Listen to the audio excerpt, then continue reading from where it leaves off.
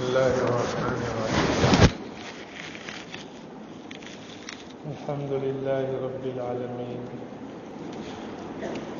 والصلاة والسلام على سيد الأنبياء والمرسلين وعلى آله وصحبه أجمعين، أما بعد. قال الله تبارك وتعالى: أعوذ بالله من الشيطان الرجيم، بسم الله الرحمن الرحيم. يا أيها الناس اعبدوا ربكم الذي خلقكم والذين قبلكم لعلكم تتقون. صدق الله العظيم. سبحانك لا علم لنا إلا ما علمتنا.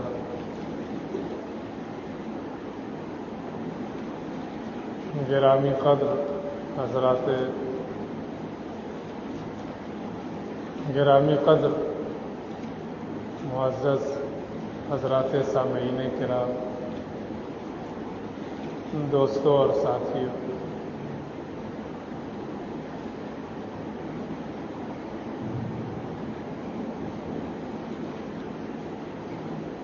انسان کے پاس سب سے عظیم دولت اور سب سے قیمتی سرمایہ ایمان ہے. یہ بہت ہی خاص نعمت ہے اور خاص لوگوں کو ملی ہوئی ہے.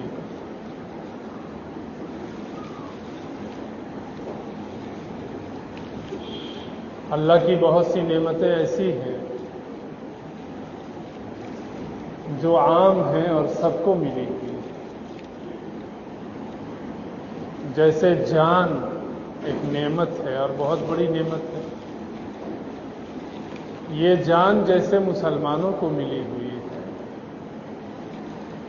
مسلمان کے علاوہ دوسرے مذاہب کے ماننے والوں کو بھی ملی ہوئی ہے، وہ بھی زندہ ہیں اور ان کو رہنے دیجئے. جانوروں کو بھی زندگی ملی ہوئی ہے. یہ اللہ کی عام نعمت ہے. لیکن ایمان اللہ کی خاص نعمت ہے. جس کو ملی وہ بھی خاص ہو گیا. دنیا میں کتنے انسان ہیں جو ایمان کے بغیر زندگی گزار رہے ہیں. کہتے ہیں جان ہے تو جہان ہے، لیکن ایمان ہے تو دونوں جہان ہے. جان سے تو صرف اس دنیا میں آپ فائدہ اٹھا سکتے ہیں،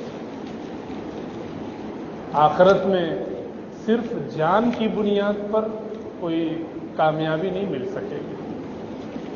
اور ایمان اس دنیا میں بھی صاحب ایمان کے لیے کامیابی کامرانی کی ضمانت ہے، اور آخرت میں بھی ایمان ہی کامیابی کی ضمانت بنے گا. اب جن کو ایمان کی دولت ملی ہوئی ہے ان پر یہ ضروری ہے کہ وہ اپنے ایمان کی نہ صرف یہ کی حفاظت کریں بلکہ ایمان کے تقاضوں پر عمل کرنے کی کوشش بھی کریں. نعمت کی قدر کی جاتی ہے تو نعمت بڑھتی ہے، محفوظ رہتی ہے، اور نعمت کی ناقدری کی جائے تو نعمت گھٹتی ہے بلکہ چھن جاتی ہے. اس لیے ایمان جیسی عظیم نعمت اور قیمتی سرمایے کی حفاظت کرنا بھی ضروری ہے اور اس کے تقاضوں پر عمل کرنا بھی ضروری ہے. بات اگر ایمان کی جائے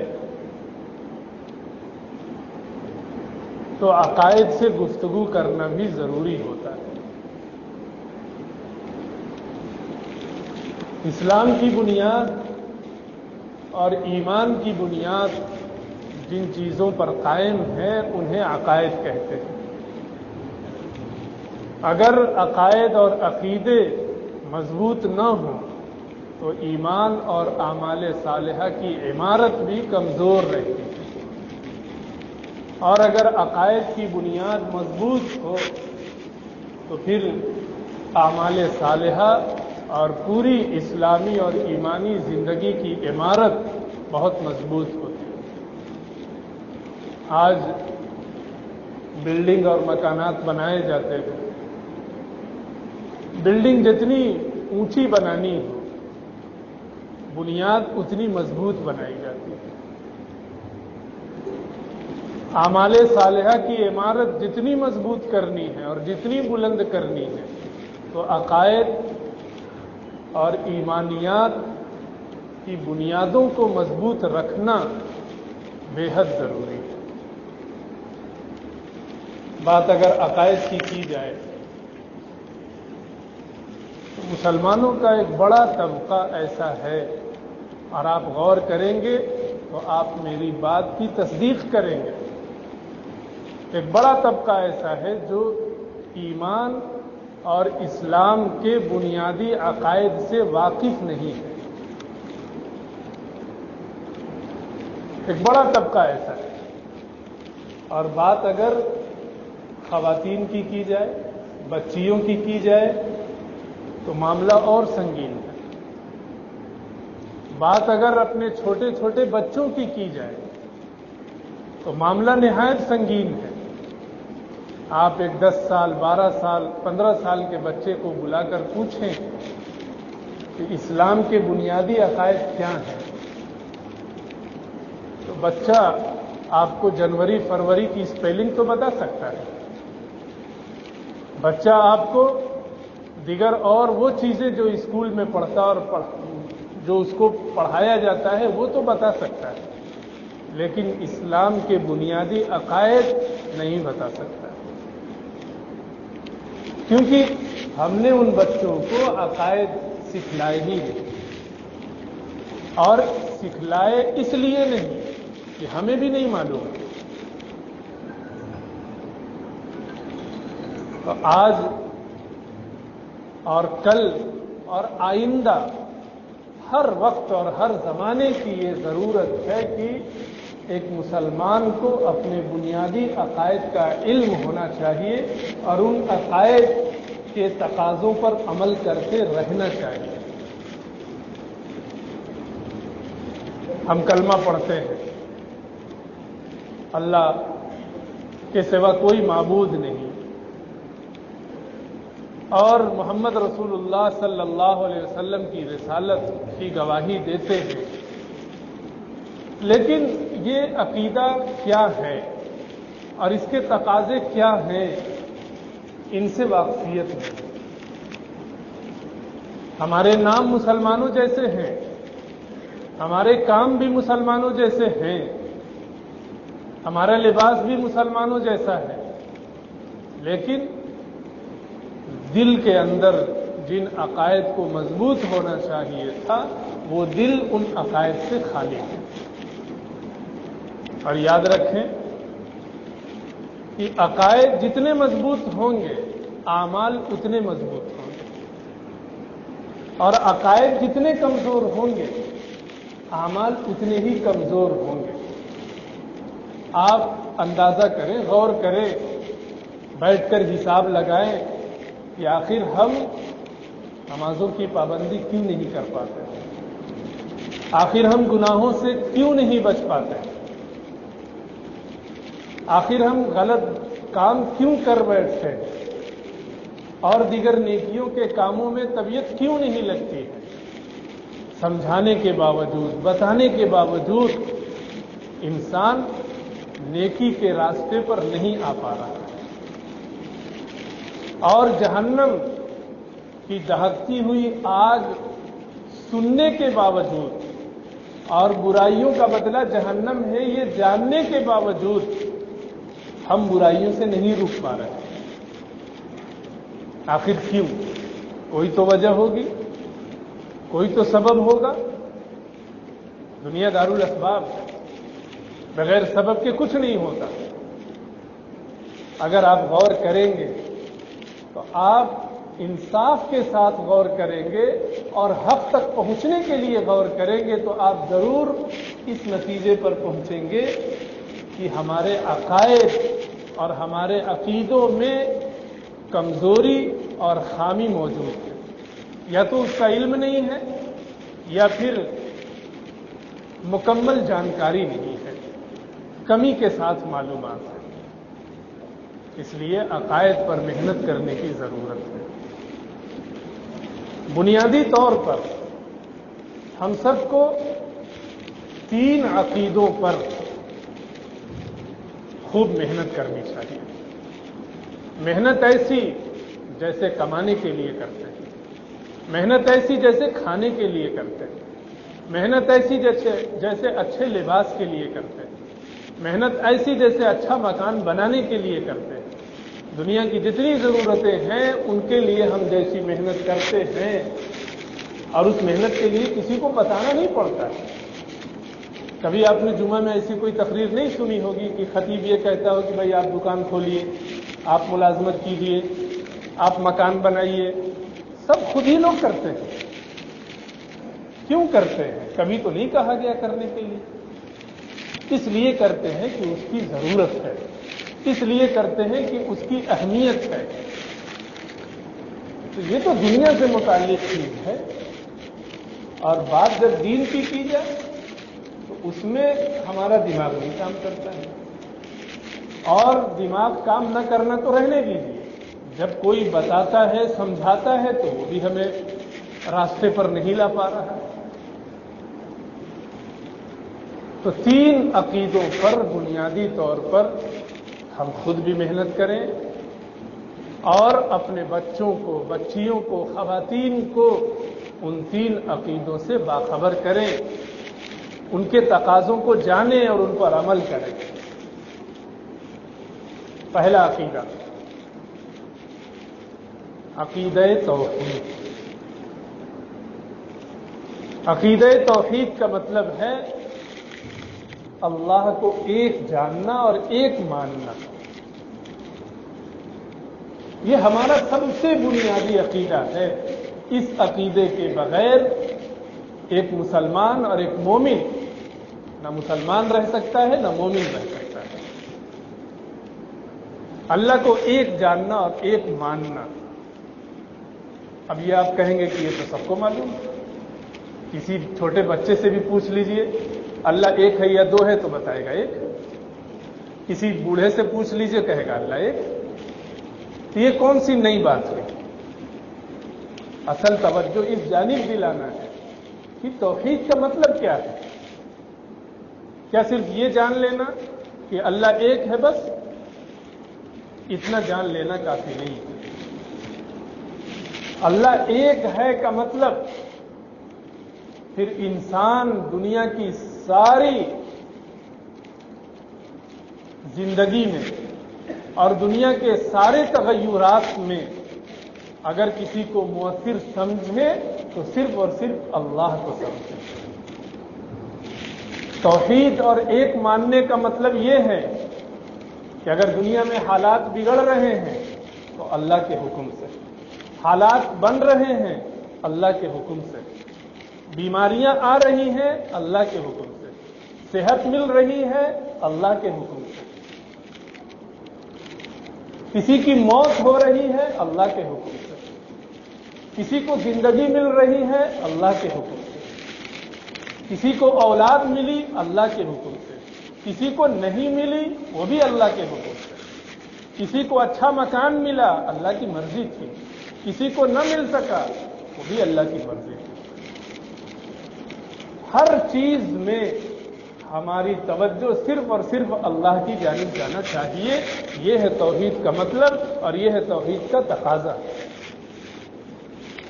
ہم بیمار ہوئے اچھے ہو گئے.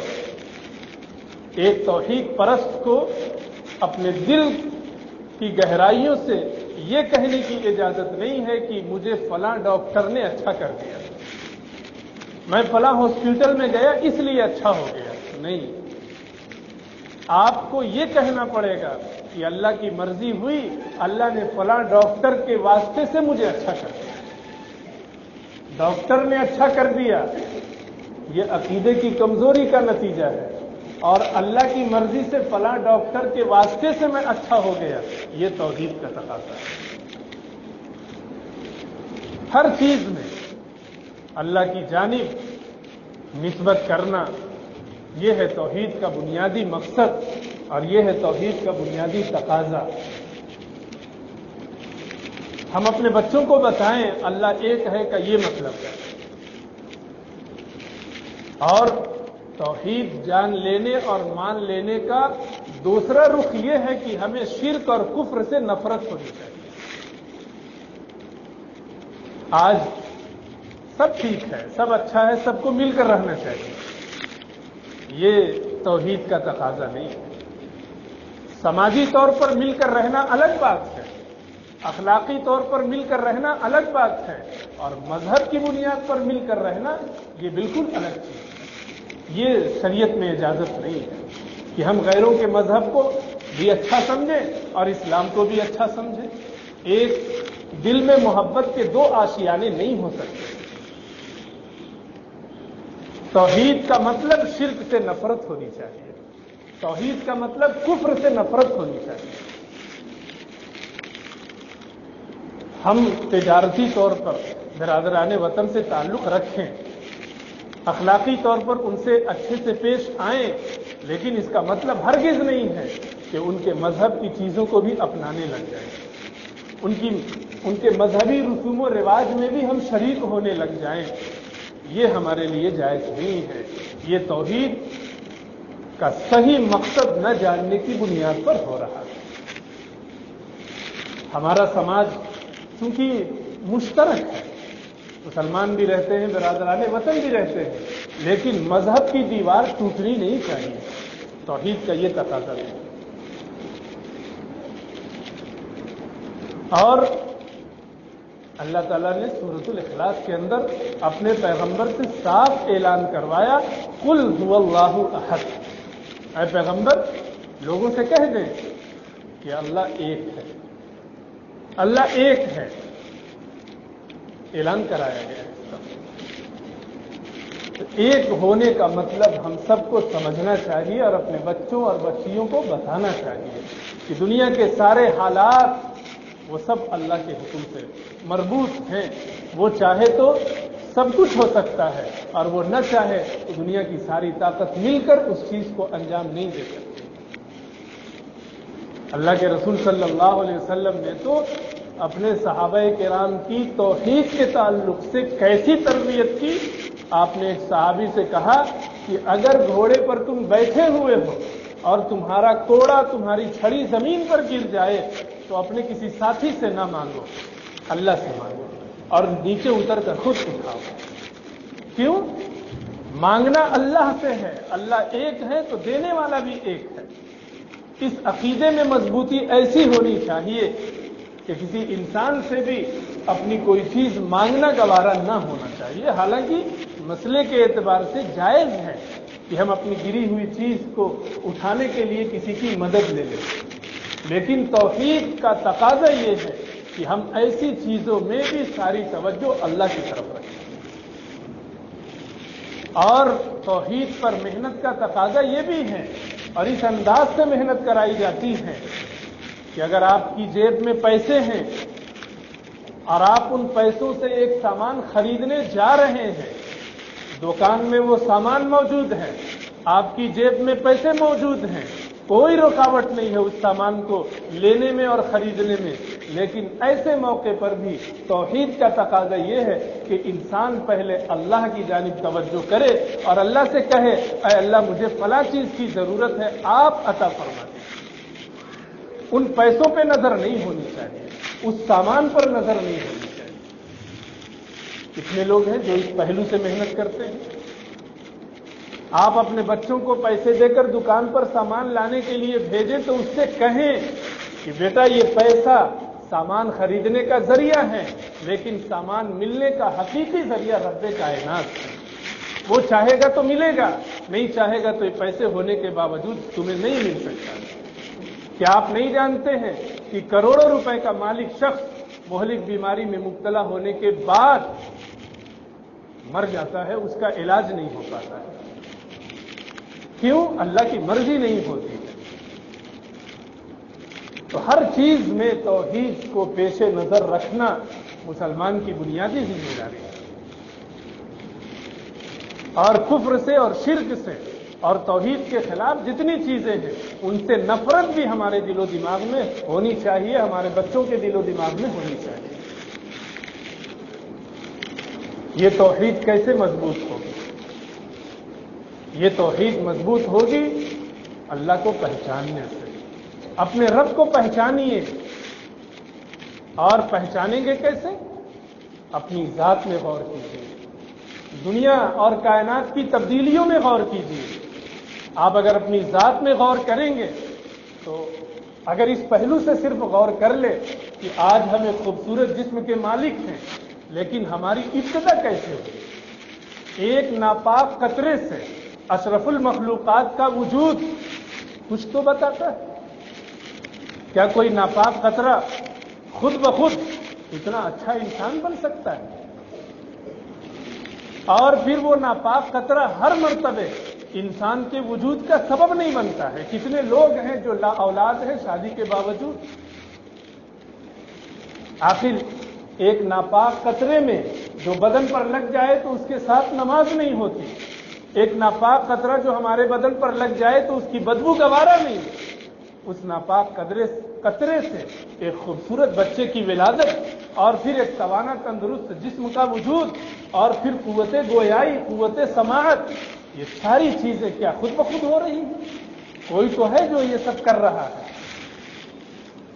ایک شہتوت اور ایک پھل اور ایک پھول اگر ریشم کا کیڑا چوستا ہے تو ریشم پیدا ہوتا ہے.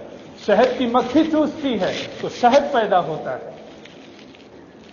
اور وہی چیز ہرن کھا لے تو خوشبو اور مشک کی شکل میں ایک چیز وجود میں آتی ہے.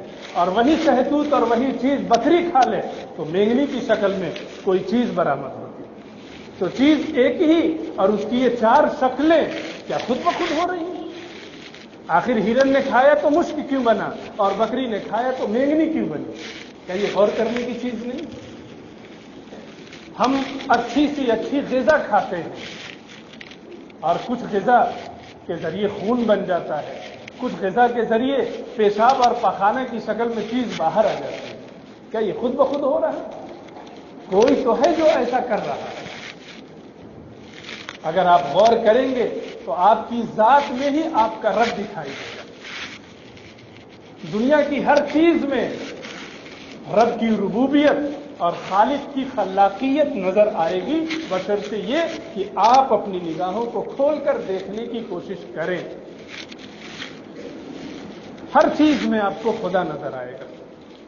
اللہ نے اس کائنات کو بنایا ہے تو اللہ کی صفت صناعیت کے مظاہر ان تمام چیزوں میں ضرور نظر آئے گا.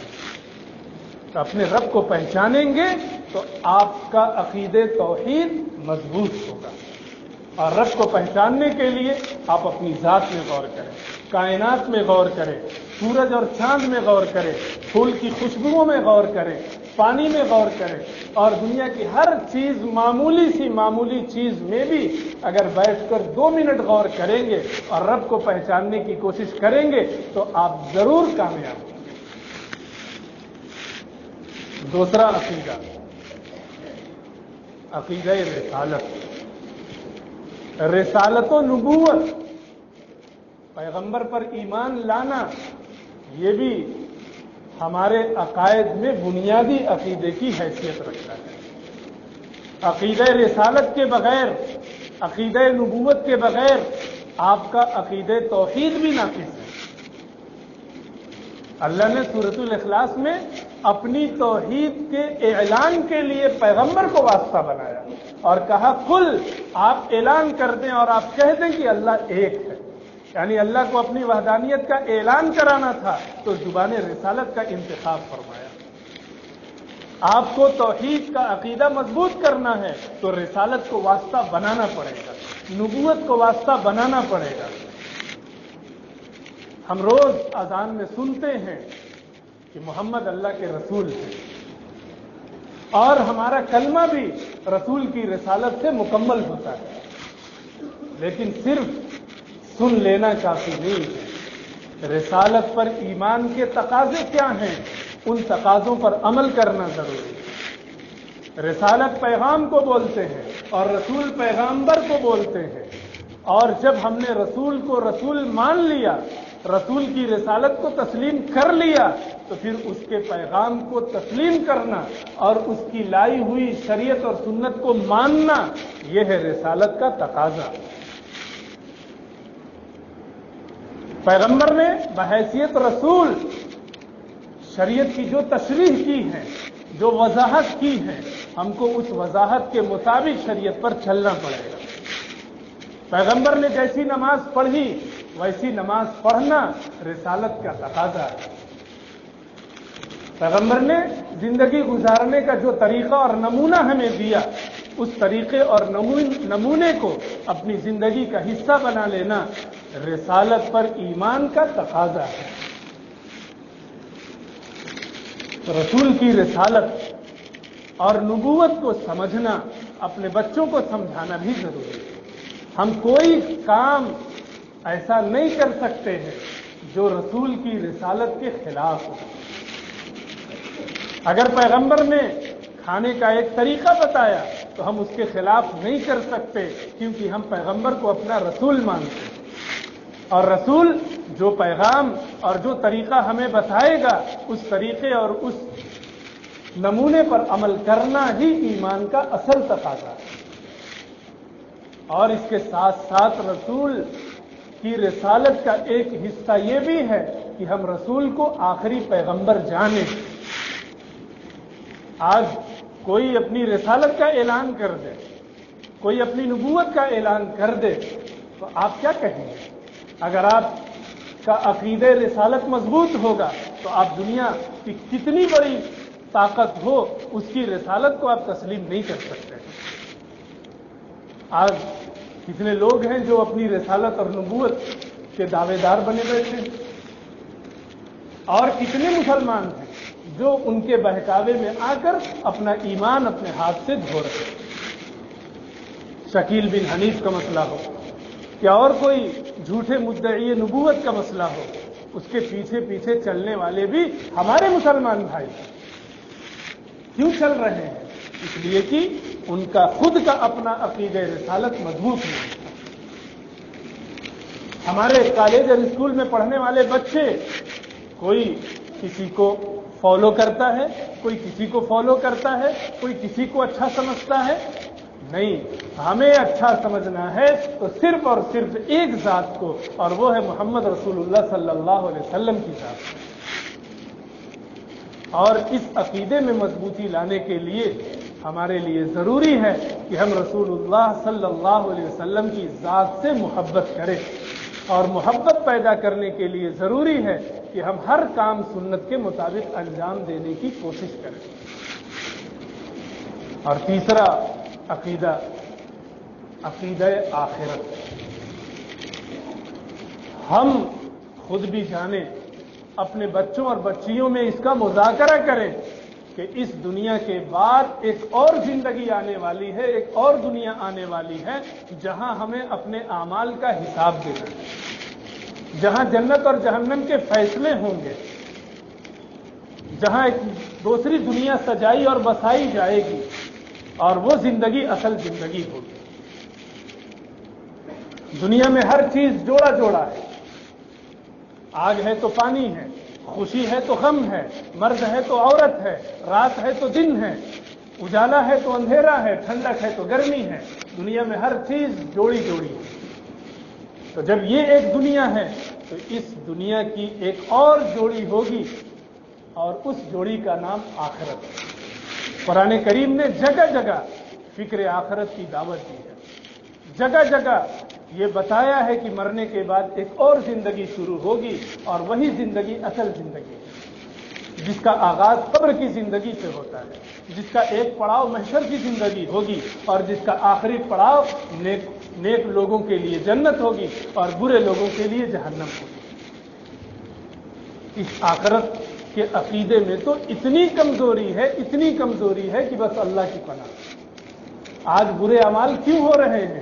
کیونکہ ان کے حساب و کتاب دینے کا احساس نہیں ہے، ڈر اور خوف نہیں۔ آج برائیاں اس لیے ہو رہی ہیں کہ ان برائیوں کے انجام سے ہم بے خبر ہیں۔ اس لیے ان 3 عقیدوں پر محنت کریں، اور فکر آخرت اور عقیدے آخرت کو مضبوط کرنے کے لیے آپ قرآن کریم سے محبت پیدا کریں۔ قرآن کریم میں بیان کیے گئے قصوں کو پڑھیں۔ سارے قصے اور ساری کہانیاں جو قرآن کریم میں موجود ہیں وہ سب عقائد کی اصلاح کے لیے۔ اس لیے ان 3 عقیدوں پر خود بھی محنت کریں اور اپنے بچوں کو بھی محنت کرائیں۔ عقیدہ توحید، عقیدہ رسالت و نبوت اور عقیدہ آخرت۔ اللہ ہم سب کو ان عقائد کو سمجھنے اور اپنے بچوں کو اور دیگر مسلمانوں کو سمجھانے کی توفیق عطا فرمائے۔ وآخر دعوانا ان الحمد